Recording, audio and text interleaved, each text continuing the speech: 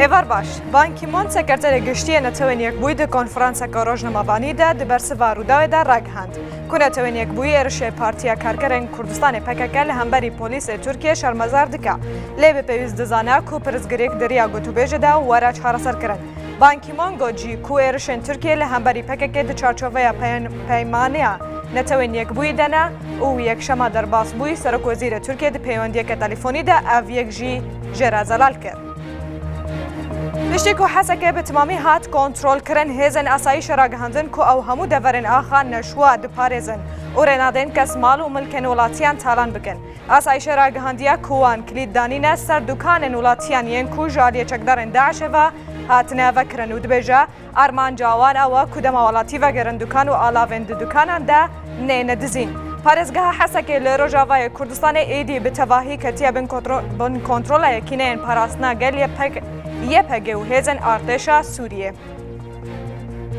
وەزارەتە دەربەیە سووریە دەرنامەیەکێدا ji بۆ نەتەوەین یەکبووی پرسیارا vêyekê kiriye ka gelo Tirkiye bi rastî dixwaze êrişî bike ser Daişê û Al-Nusra û Al-Qaîdayê yan ne.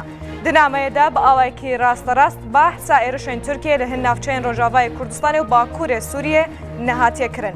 Sûriya di nameya xwe de ji bo netewên yekbûyî Tirkiye bi piştevaniya teröristan tometbar dike. îro Komîteya Yasayiya Parlamentoya Kurdistanê bi serokeyetiya Yusuf Mihemed serokê Parlamentoyê civiye.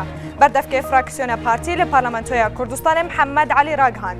Serokê Parlamentoyê li dewsa edakirina erkê xwe parlemanî bi erkê hizbî radibe. Wî bandora vêyekê jî li ser hevhatinên di navbera her du aliyan de wê hebe. Ji aliyekî din ve Fazil Meyranî sekreterê Polîtbûroya PDK serdana Partiya Şuîya Kurdistanê kir û ragihand. Ku hene alî PDK li hemberî raya giştî rej dikin û partî hest bi xwebnê dike. Gocî guhartina awaya hukmraniyê û sahêsan nîne û pêwîst e destûrek binivîsandin yan jî şoreşek çê bibe û goçî ku PDK deriyên xwe li hemberî aliyan girê nade.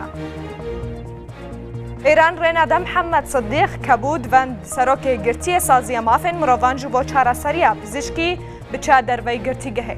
Li gora zanyariyên Rûdawê kebû divend ku ev nêzîkî 9 salan e li Tehranê di girtîgeha Êvînê de rastî çendîn nexweşiyan hatiye lê rê naye dayîn.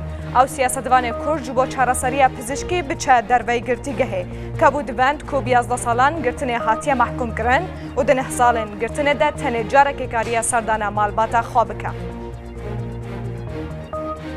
Navaşevanên hêja nûçeyeke bi lezniha hikûmeta Herêma Kurdistanê ragihandiye ku ji ber bilindbûna plêya germayê ji roja sîya vê mehê ve heta duê heyva bê jî bi hin vedane.